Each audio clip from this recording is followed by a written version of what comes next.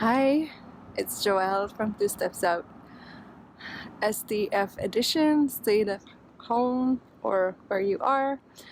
And I'm doing one little thing that you could consider if you go out for a walk. A little something to get out of your comfort zone. Hug a tree. There's something about hugging a tree that's just so amazing. So how to do it is hard to bark. Well, do it hard to bark. So you can feel the tree in you, so you can feel your heartbeat on the tree actually. And then you just close your eyes. Take a deep breath. And then just meditate. Focus on your breathing.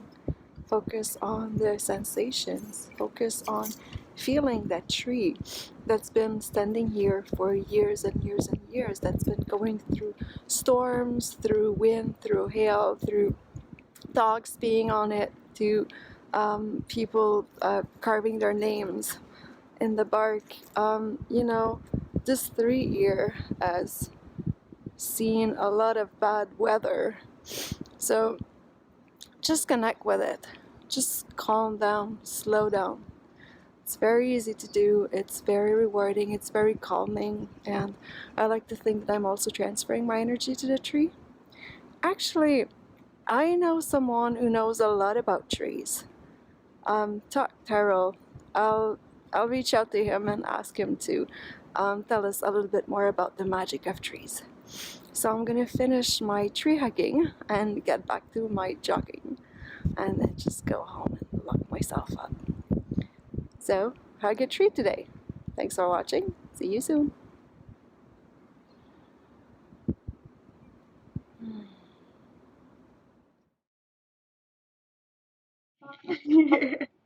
And I thought of you this week because I went, I went for my jog and I stopped by. There's a little park in Old Montreal where there's those trees, and I've been, for the past couple of years, every now and then I go give a hug to those trees. And you've seen the video, I've sent it to you. Yeah, it's I thought of you because you're the, I consider you as being the tree whisperer. at least listener. Not Yeah. the tree listener. Can you tell me a little bit more about this and about your wonderful work with trees and with forests? Yeah, of course. So I'll qualify all this by saying this work with listening to trees, and it's really, I started this project. It was a master's. It was for my master's thesis at Schumacher College. I just studied there this last year and graduated with a degree in holistic science. So studying with Dr. Stephen Harding and Dr. Andy Letcher, who are two of my dearest friends and brothers and teachers too to this day. Their teachings, what they shared with me, are still just pouring through me in every way. So this project was sort of born there. And this past summer, I set out to the Hoh rainforest, which is a very, very magical place, a temperate rainforest out on the western side of the Olympic Peninsula in Washington State.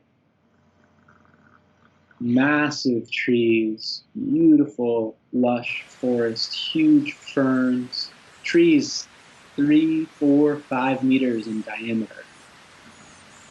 And I set out there to study the feeling of the forest. The feeling of the forest. Feeling of the forest. For so long, you felt this yourself. When you hug a tree, you're in a healthy place. You can feel it in your body. There's something that happens inside of us when we're in a healthy forest or a sacred grove of trees. And I wanted to study that. I wanted to understand what's happening there. And so I set out to listen to the forest. And listening is more than something we do with our ears. And I feel like listening true deep listening is something that we do with our heart, whole body. You know, our whole body, every single cell on our skin receives information, vibration from the environment, which we can then assimilate and respond to in a way. So like listening to me is a whole body activity. My mentor and advisor on this project is Gordon Hempton, who's an acoustic ecologist, and he's been studying silence for 30 some odd years in this particular place. So I went out there to listen to the forest, to listen with my whole body and with scientific equipment to understand what's happening out there, what's going on, and particularly with the trees. Again, you know, even in a park where there's mostly lawn and there's like a few trees scattered about, where do you see people? They're under the trees, you know, and there's shade and safety there, but there's a feeling when we lay beneath a healthy tree, when we hug a tree, or lean our backs against the trunk. And there's a feeling there that comes into our body. It seems to move through us. I personally feel very calm, relaxed, embodied, and in a lot of ways empowered too. So I set out to study this feeling. And I went out there to listen to the trees. And I found out pretty quickly that I wasn't listening to the trees. I was listening with them. Because the trees are listening too. It seems almost cliche to say, though, trees are alive. They're living beings, sentient. They're sensing their environment all the time and responding to what they're feeling. They have the ability to listen. Sound is just vibration moving through a medium, through the air, through something hard, through water. There are vibrations all the time moving through the air of a forest, bird chirping, the wind blowing. Also through the soil, our footsteps. A big tree falling creates big vibration. You know, all the tiny little invertebrates moving through the ground, they're all creating sound. And we know that plants are listening because they respond to sound.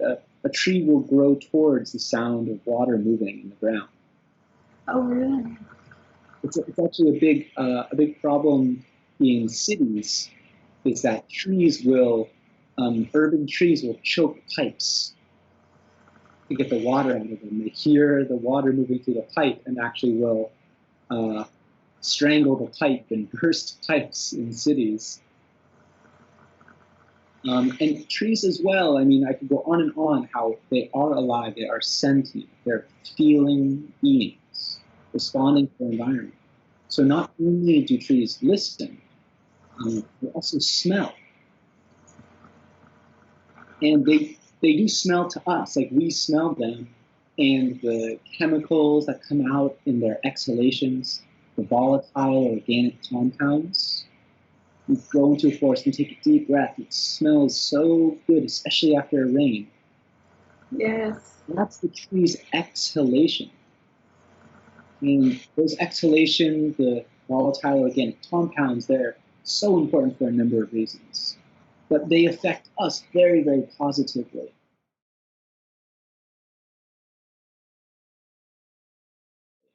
When we breathe them in, we sort of hook into neural receptors, and they increase our immune system. They actually increase our NK cells, which are like natural killer cells, or cancer-fighting cells in our body. They're very, very good for us. They also give us more psychological feelings of happiness and well-being, calm, grounding. So when you hug a tree, take a deep breath, especially in through your nose. You're breathing in the tree's natural medicine. And as well, make sure to exhale in the tree too, because your breath becomes the tree's body.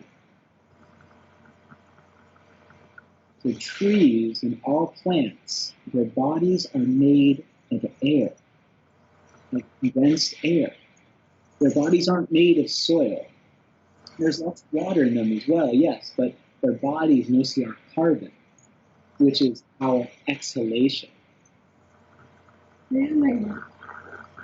So when you're hugging a tree, you're breathing in oxygen made from the tree and medicine, which is we naturally makes these exhalations. And when you breathe out into the tree, you're forming the tree's body. So there actually is an exchange there, biochemical exchange. And especially if you return to a tree again and again and again, always breathing on it, or your houseplants for that matter too, always breathing on them, you can imagine that their body is your breath. And their breath, it comes into our body too. So it's this really beautiful relationship, ancient relationship we have with plants, the exchange of oxygen for carbon. And trees are so wonderful because they also, and many plants too, but trees also exhale these volatile organic compounds, which are such deep medicine for us.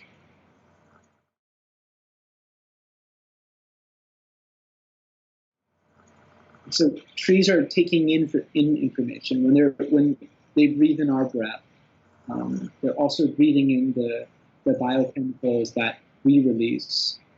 They're breathing in the biochemicals, the volatile organic compounds that other plants release too. And they actually, it's a form of communication to them, that they're able to smell what's going on around them and respond. So like, for instance, if a tree is being attacked by a pest, be it like deers eating too many leaves or an insect boring holes into it, a tree will send out a distress signal through its exhalation. Other trees will breathe that in and then put up their defenses specifically to that pest, specifically to that attack.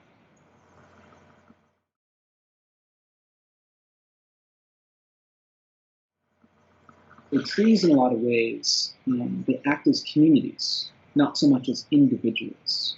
Mm-hmm.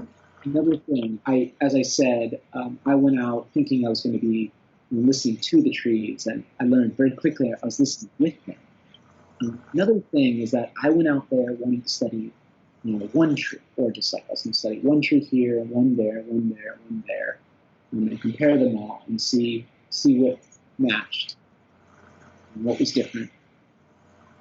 But when I got out there, it became very clear that trees aren't individuals. They don't operate alone.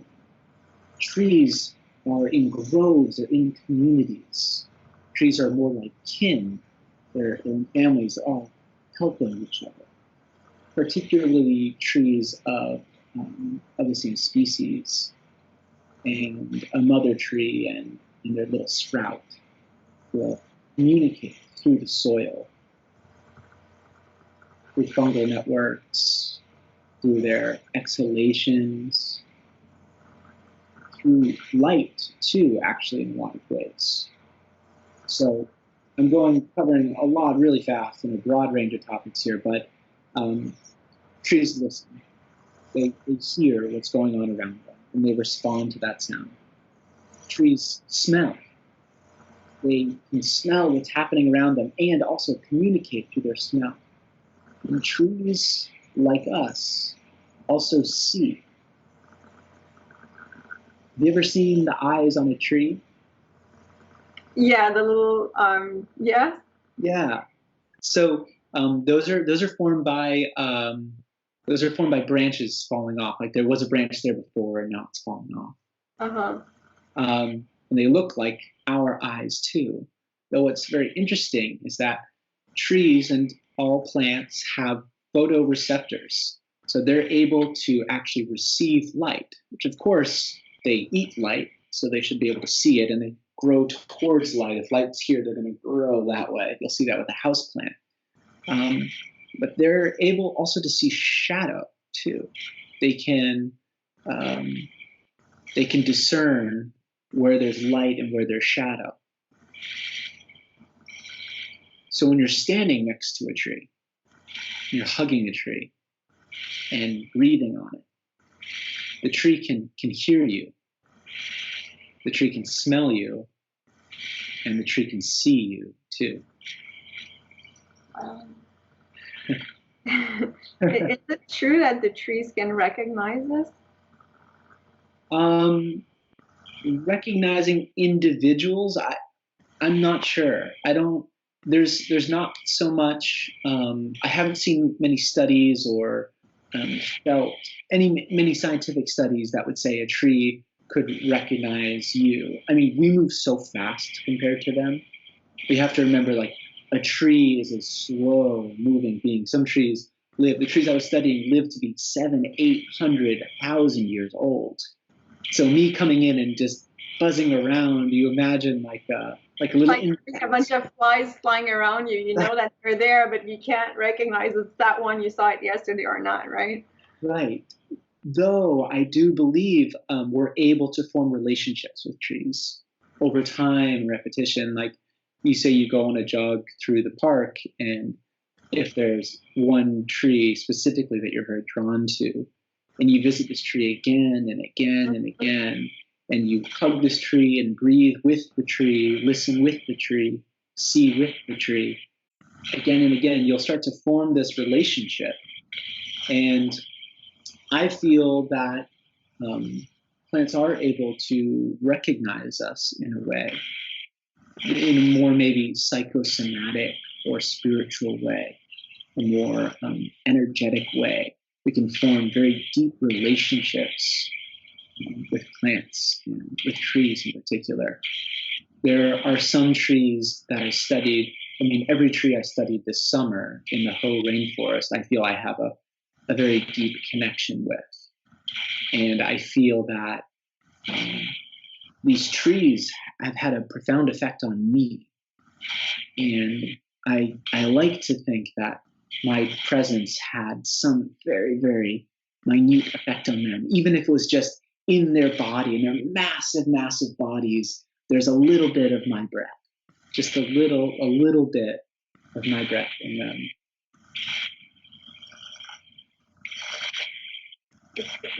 You know, thinking that we're just all really interconnected. And, you know, even if you think about water, the water you drink every day, the water you expel through your breath or your urine, the water that's being held in your cells, it's all water that's on this earth. So, you know, sometimes I like to think that I have water in my body that used to be in the body of this, like, you know, Egyptian goddess at some point, or, you know, we don't know, but I think we all do share water, air, matter as well. So we probably exchange that with trees and with everybody around us. Certainly so. About trees drink lots and lots of water, we know. So about 90% of what trees drink, they exhale out their leaves. So a lot of what they drink already gets recycled. The vast majority of water that's on the planet right now has been here for millions, hundreds of millions of years, at least. So it's been passed around. Yeah. And one thing the trees do really, really well is they drink water in and they let it go. They drink water in and they let it go.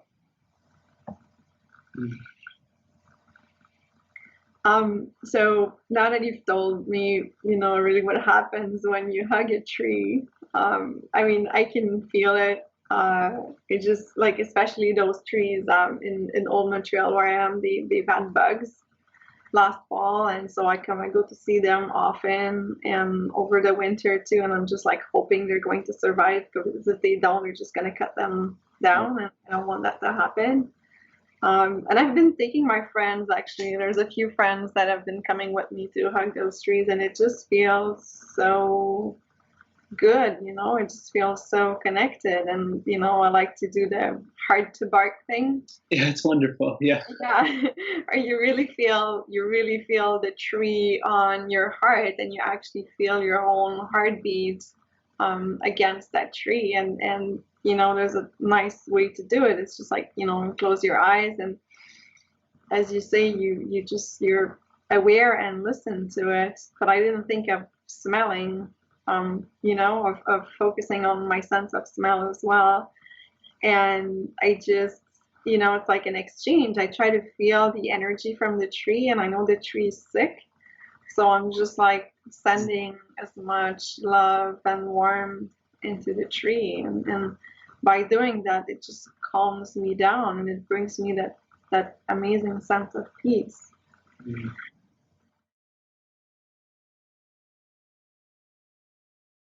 In this chaotic period, which is probably going to become more chaotic for a little while as time goes, we all need that sense of peace and of quietness and of gathering ourselves. Mhm. So, can you tell me, what can trees teach us in this period?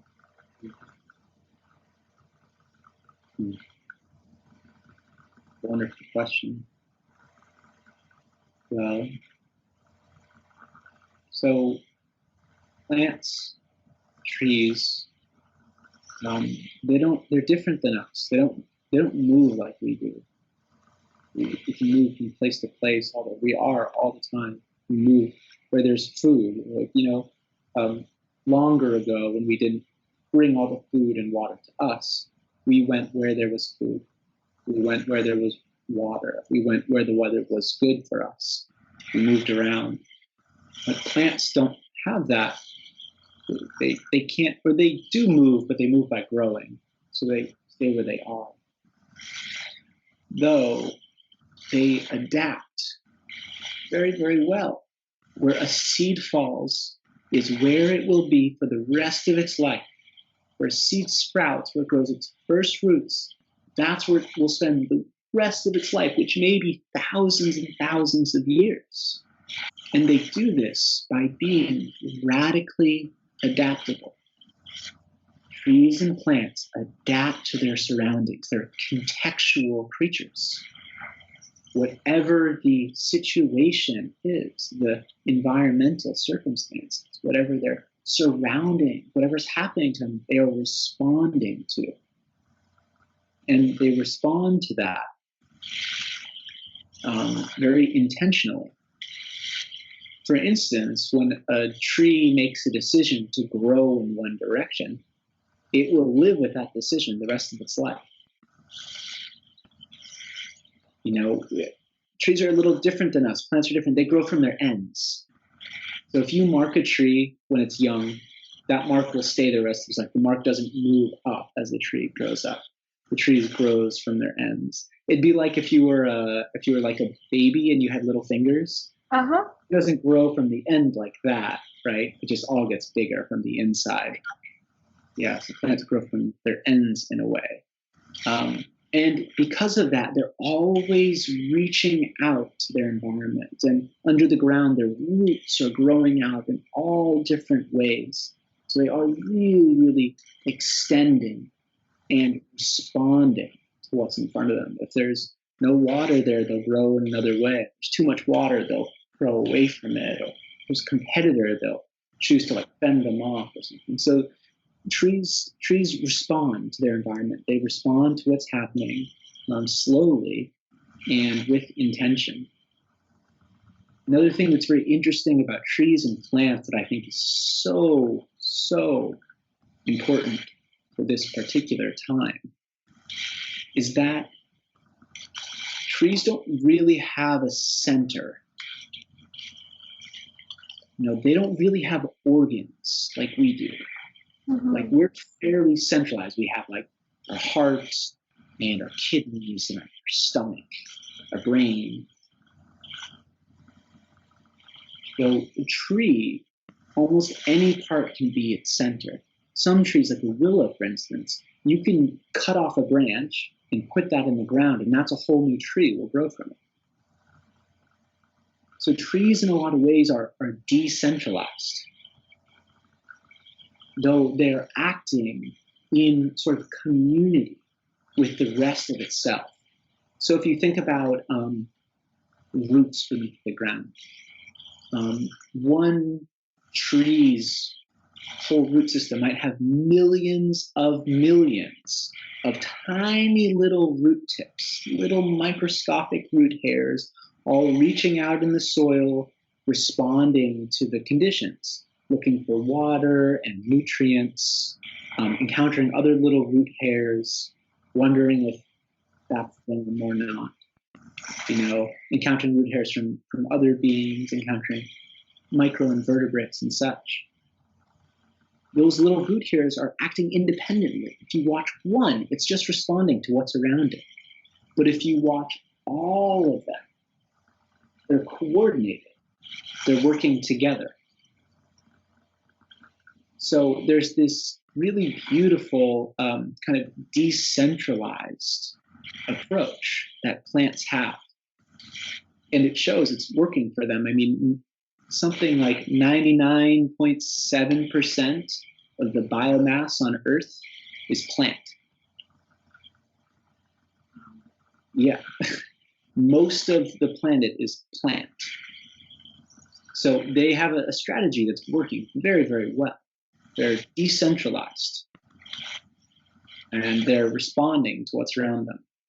And another thing is that, if you put two plants of different species next to each other, they'll compete for space.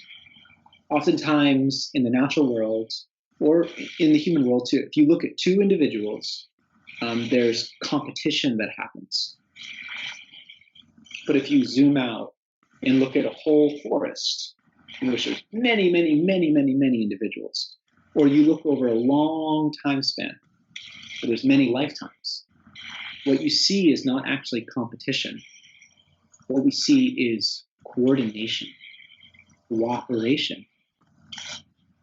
So that whole idea of the survival of the fittest, neo-Darwinism that all our social systems and economic systems based on, that only the strongest survive, is not true, not wholly true. It's true when you look in little examples where it's one individual and another individual competing for a finite amount of space or resources. You zoom out, you look at a whole ecosystem, you look over long periods of time, what we see is cooperation. So now feels like the time to rid ourselves of this old model of competition, which it works to a degree, but it's not the way forward. It's not a way for resilience, for people to be always competing against each other, for nations to be competing, communities to be competing. It's not the way forward. It takes up a lot of energy too to be competing for your stuff, right? Yes, a lot of energy and everything natural, everything in the natural world which has survived. I mean, the vast majority of species that have appeared on this planet have vanished. Most have not made it. It's simply the natural way. That's natural selection of species, is that some species don't make it due to changing conditions or what have you. But the ones that are here are all much older than us and are still here because what they're doing is working. And most of what they're doing, particularly in the plant world, is cooperating.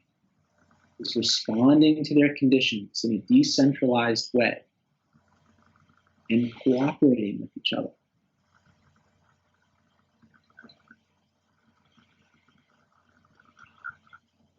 That's a great lesson.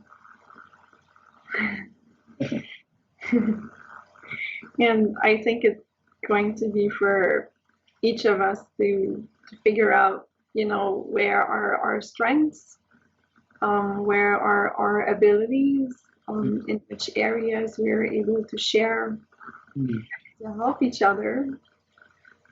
And I guess also in which area we need help and what we're not able to do, and be able to, raise our hands and ask for help. Mm. Have you heard of the Wood Wide Web? I've heard the term, but yes, please talk about it.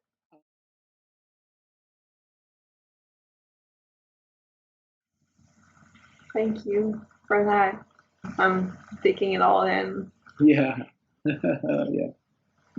Yeah. Thank you so much, and thank you for your wonderful presence.